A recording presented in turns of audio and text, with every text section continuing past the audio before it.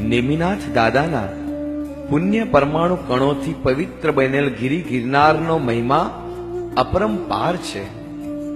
આ ગિરિના દર્શન અને સ્પર્શન એ અહોભાગ્યનો સંકેત છે.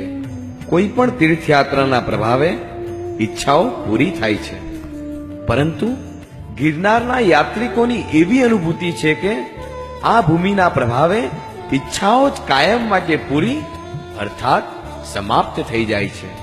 સાંસારિક અભિલાષાઓને સુખેથી ત્યજવાનું ધાર્મિક વીર્ય આ શુચિમય ક્ષેત્ર ઉલસાવે છે.